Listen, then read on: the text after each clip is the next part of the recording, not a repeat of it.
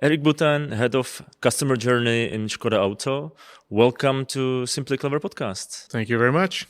We're sitting in the middle of a customer center here in Mladá Boleslav. And I'm going to basically talk about the customer journey, of course, as it's your main topic. But maybe for the start, could you maybe explain what is it, the customer journey? Well, the customer journey, I think for me is I will say it's the holistic experience for a customer with a specific brand. And in this case, today I think we'll focus on ŠKODA most specifically, but it's about the end-to-end experience for the customer, starting from the first time that he's exposed to the brand, and not meaning that he's looking for buying a product or one of our service, but really the first time that he will be exposed to it. Yeah. And how would he be reacting to this first interaction with the brand in terms of what does it mean for him growing up, and then at some point looking for knowing more about our products, and to the point where he's going to become most likely one of our potential customer and shopping for the car and buying it. And most importantly, after the purchase, the ownership experience that he will have with the product or the service. And also the repurchase process. So for me, it does not stop at any stages of the experience, but really from the beginning to the end, and what type of interaction that he will have with ŠKODA. What is the end of the customer journey? It's like selling the old ŠKODA and then you don't care about the customer? No, probably not. Probably you want to, win him back, actually. Yeah, of course. I think we always try to have a closed loop. But for me, a customer that sell his car is not necessarily the customer journey will not end there. I think it will continue. We do have various products that he can be interested in, not necessarily a car, or it could be also just that he does not need to own a car. And then in this case, it could be through a lease or through just even a subscription of a car, or even just going as far as just renting a car from Europe Car or something, and then having a car or a preference for one of our vehicle. So I think it's the experience. No, to answer your question, does not stop once he sold his car, and if he decide not to repurchase one of our car, but really just for the rest of his life. And then this is what we are about ŠKODA. I like the idea, ŠKODA customer for life. For life. Yes.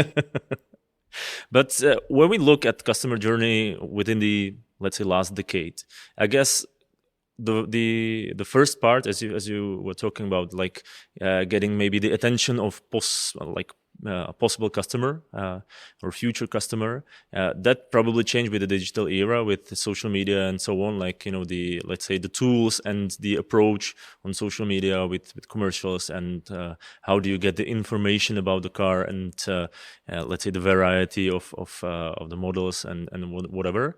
That probably changed a lot. But as I understand it, like right now, and maybe specifically after the COVID era or COVID situation, there has been some changes with how you work with the current customer, the owner of the car already. What are these changes? Like, can you maybe describe how has it changed, like within last few years? Yeah, of course. Just not only in the last few years, but also, we're dealing with different generation. Just the Y, the X, the millennium. So there's significant differences between each of those generations, especially from the different technology or preferences that they have grown up. Of course, we have also external influence as COVID that change customer preferences. So the customer experience or the customer journey is consistently evolving, and it will always be tailored to the customer preferences. So COVID, in a sense, of course, changed it dramatically. It pushed the customer to look at more online solutions by having this need to stay home or to distance itself or himself from the others. So then we have this kind of external force now pushing the customer to having a different experience, having a lot more online than offline. And then we have new technologies as also tablet and mobile phones that now are driving more customers toward mobile than desktop. So then we have to adjust, and then these adjustments will continue in the future based on these new generation that will become exposed to our brand and become also part of our brand experience. So it is constantly, again, evolving, and then it is our role to adjust and to adapt to our customer preferences. So when you talk about preferences, you mean basically data, that you need to work more with the customer's data? Data will be one of them, but also more importantly, how they want to be handled. What are their preferences in terms of, for example, their shopping preferences? I mean, you will have differences from generation. Baby boomers versus millennium will be huge. I mean, from an offline preference to an online preference. And also the way that they look at reviews, for example, versus reading magazines to getting review from online forums, or looking at videos, or relying on friends, and more importantly, other than reviewers or professionals from magazines. So there is definitely some differences, and we have to tailor to this. So then, if a customer, we know that the millennium likes to have review from people that they know and they trust, and then they are very unbiased by preferences. And then we have to provide those review in a way that it's accessible for them. And if baby boomers prefer reviews from magazines, and then we have to be able also to provide this type of information to them.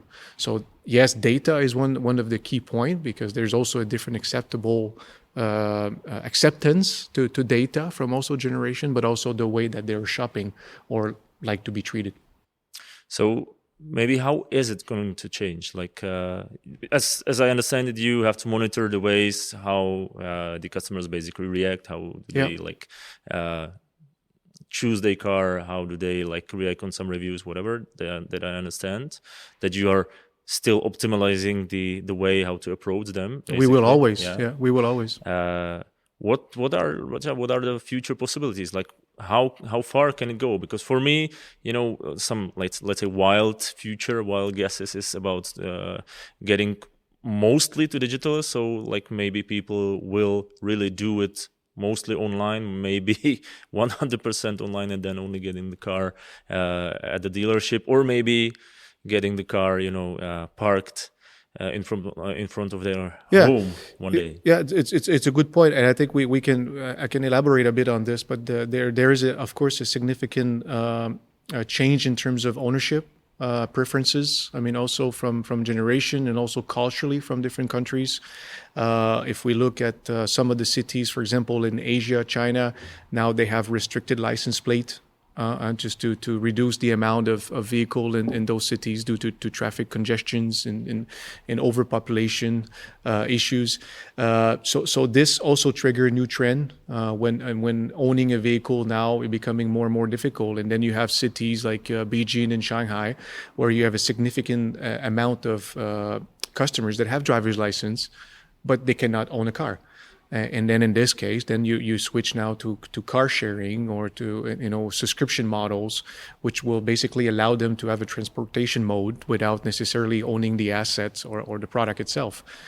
So this is a good example of how basically it's evolving.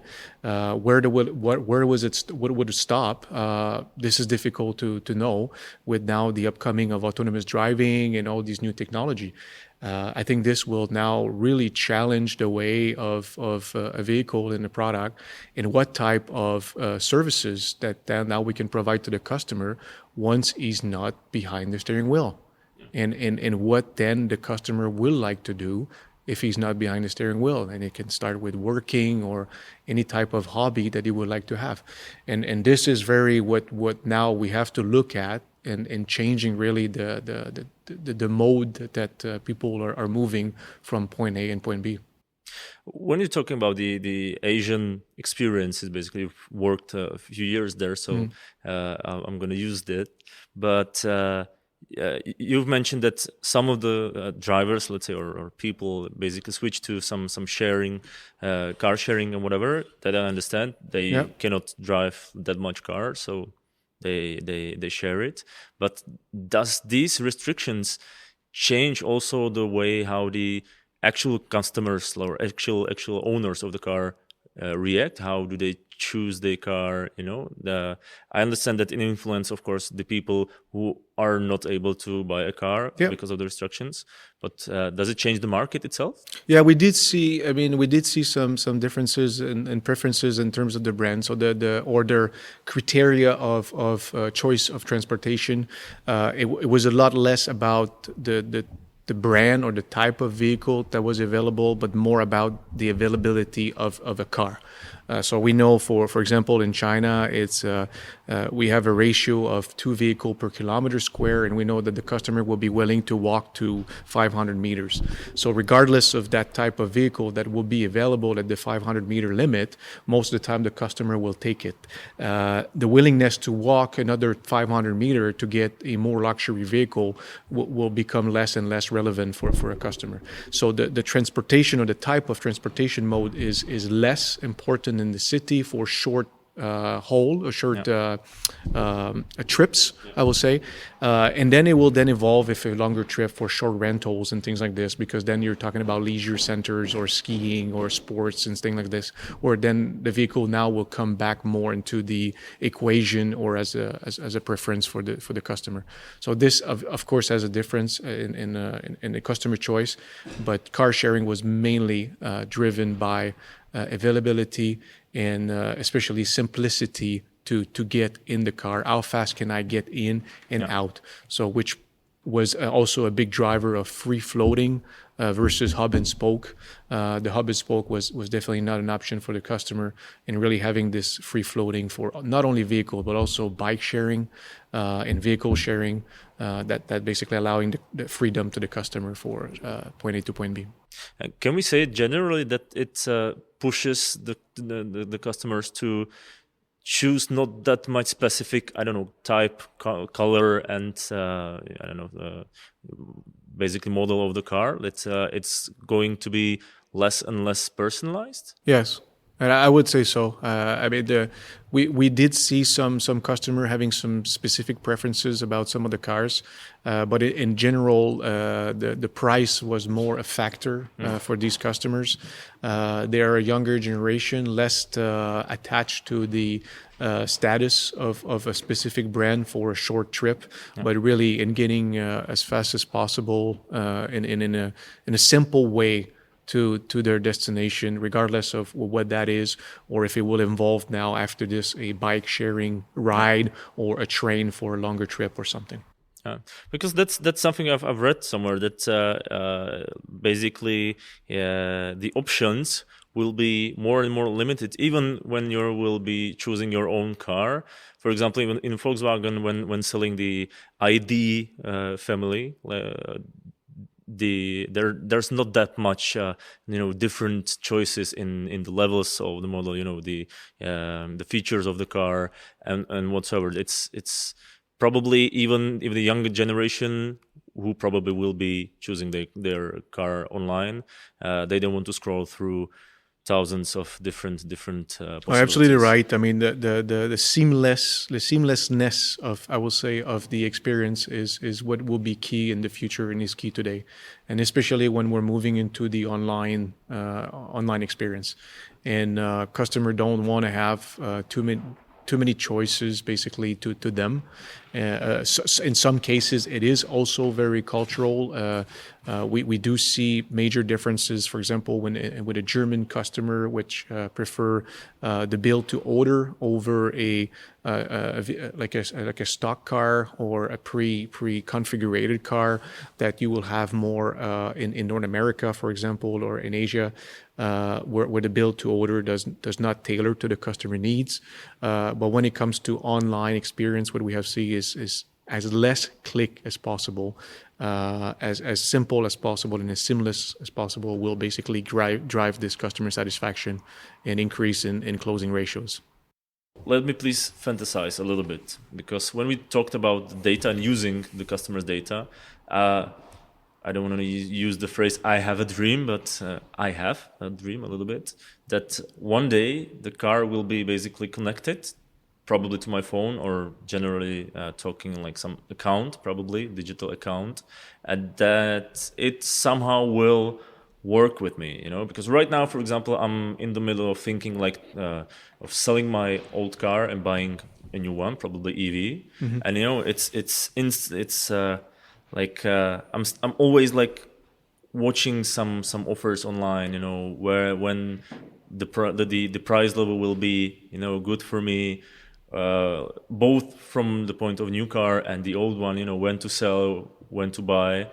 This is like, for me, as I'm being some kind of like technological enthusiast, that would be a great step forward, to have the possibility to use this kind of data. Like, okay, this car is getting to age, I don't know, 3-4 years, maybe the customer, from our experience and from our data, they think about selling the car after 4 or 3 years. So we can check online if the cars are selling, or at more like at what price, what price level do they sell at the time? Maybe do some offer. Is it something like we can expect in the future? Yeah, no, I think so. I think this kind of data calculation is not complicated. I mean, it just in terms of positive equity on the vehicle, this is something that every of our dealers basically pay attention, especially when customers are coming into the workshop. Depending on if there's a specific repair or an expensive repair, in some cases they will also advise the customer the best way for as a next step, considering also the cost of the repair. So this is something that we do today, and this is part of our process that we have with our ŠKODA dealers. I think the data has a lot more usage, or will have a lot more usage in the future, in terms of also enhancing the customer experience. And there's also some benefit for the customer, even from a financial standpoint. We can think about, for example, UBI, which is based on your driving habits. They could give you some significant saving for the customer, and this is also based on data. There's also some services that are becoming more and more convenient. For example, trunk delivery. If you're at work and then you order your grocery store, we talk about the impact of COVID-19. This is another thing that we're buying more grocery online. Okay, you're not home, so then you can get it delivered to your car. So these are the things that at ŠKODA we are currently working on, and working with some specific partners, and these are things that are also feasible today. Now, what the future will give us is even more, and I think a lot of it will also be inside what type of data or customer insights that we can get from the customer. And from if I look at what I have in terms of vision, is in the future that you will not necessarily have to survey the customer and ask him about his experience, but you will know how was his experience, because then you will get the data directly from the source of the customer. When basically, so a customer going for charging between Prague and Berlin, if he stops in Dresden, for example, and then does not have a good charging experience, then we will hear from him about his charging experience, and then we can integrate this in making sure that this is fixed as fast as possible if there's an issue with the charging facility, and then the next customer in line then will have a good experience. So these are little things that sometimes are not that, or use cases that are not that complex, that we can really give an advantage and a benefit for the customer. And how would you know, like, that you have some reactions from the car? I don't know, he cannot, unlock the charging cable or whatever? Yeah, you could just simply by the car data, you can know that they did not complete the full charging cycle. You would know that the customer has been sitting in the car and then trying to stop the charging for whatever reason, not able to release the gun, although that the charging pole was not charging. You can go as far as well with some of the SDS or voice command to capture some keywords at the consent of the customer that you could use. Yeah, when the customer screams, unlock the freaking cable, that's probably a good Yes, sign. or how do sometimes we talk to ourselves, huh? Just alone in the car and just and I do the same as well. So then you will ask yourself the question loud, and then but the car will not react. So then this should be captured, and then we should be able, and we will be able to enhance the product, to enhance the customer experience, without necessarily having to bombard the customer with survey or text messages and waste his time on answering questions.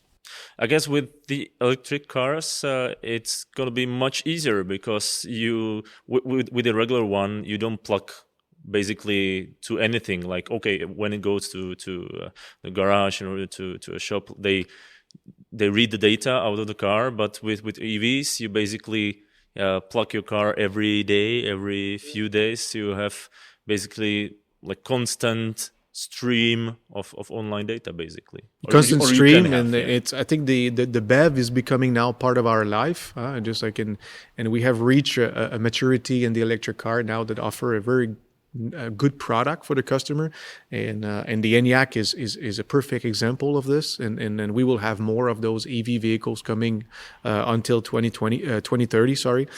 But the beauty of them is really in your daily drive, you don't have to stop because you're leaving home or work with a vehicle that basically has a full tank of charge. So this is really, and then on those long trip, then yes, this is where the trip planner and will become more relevant for the customer, and how this charging experience will be now affecting the driving experience. But on your daily drive, I mean, this is what the beauty is. You never have to stop at the gas station. Yeah. But when I'm thinking out loud, like you've talked about some like getting the data from the car, but you basically can have that already. It's not that difficult to collect the data, or basically the car collects the data already, like what happens while charging or whatever. So what are, I don't know, I don't want to say problems. Why cannot you do it already, or can you? Is there some legislative problems or limits that you cannot use this data right now? Yeah, these are, I would say, case by case based on the market regulations. But from a technology standpoint, a lot of the data is currently available. And then now it's becoming more like from a consent standpoint. But we know in Europe 79% of the customers are willing to share data as long as it would enhance their experience. Yeah, if they have some advance. So then we have this data. We know that there is a willingness from the customer, and then we have to govern this in a way that it can really follow the rules of each of the country. And in some countries, again, without going back to China, for example, but the government now is actually mandating this data to basically be given to the government to follow basically some regulations in the country to make sure that there's no fault or there's no issues with specifically about the electric vehicle through the RTM system. So there is the data is there. The technology can provide this, and it's a matter of how can it be provided to the customer and in the different markets. Yeah, and it's also about some, like, let's say, public consent of like being willing to share this data to get it used. And it can be, as I mentioned, can be used for UBI. It can be used for gamification as well. It can be used for a lot of different purposes. Remote services. As in Czech Republic, we have cold winter, so then you can warm your car before you get in without having to start and having this CO2 in the air. Just like you simply press the button at breakfast, or you can schedule it for a specific time during the week. And then once you sit in the car, I mean, your seat, your steering wheel, and then your car is at the temperature that you would like to have. Yeah. And these are kind of really cool benefit that you can now do with vehicle, especially with BEV, that you could not do before without the data. Yeah, we actually talk about some advantages which are not only personal, like with the electric cars, and specifically in future with plug-in charge technology that we talked about it with Jakub Chromec here in Czech version of the podcast. That basically when you have the cars plugged in most of the time when you're at home or at work, and you can remotely control them, and for example set the time of your the start of your journey or whatever, you can basically have great advantages for the electrical grid itself, to regulate it. So it's really getting like very different with the EVs, and from my point of view, the advantages are growing. Like there are more and more advantages. Are you right with the currently with the remote connectivity in the ENIAC? You can stop the charging. You can even unlock the pistol. You can set also how much charge you want to get. You can also reduce, as you mentioned, to save money. You can also reduce the kilowatt to the car. So there's a lot of functionality that are already, and there's a lot more that there are becoming as well. What would be your dream in customer journey, like some moonshot? What's something you would love to achieve one day, to see it happen? Oh, that's a good question. I think for me, what I would like to see is more really more a simply clever kind of customer experience in the car. And I think that our new vehicles, including the Superb and also the ENIAC, provide this better experience in the car. And in the future, I think we will see now with the introduction of autonomous driving, this shift now coming to the experience in the car. And I think that this will be now the next big game changer for us at ŠKODA, and really to providing really a different experience to the customer. So basically, you would be able to offer like more content for the customer while he uses the car. Yeah, producing more content I mean, giving the customer the best experience. I mean, that having the customer then wanted to be in the car and being able to do what they wish to do. And I think this is something that we want to do today without autonomous driving. That the customer wants to be in the car and having this seamless interaction with the vehicle and the infotainment system, and also in the future when we really get into this new phase of the automotive industry and getting into this autonomous driving era.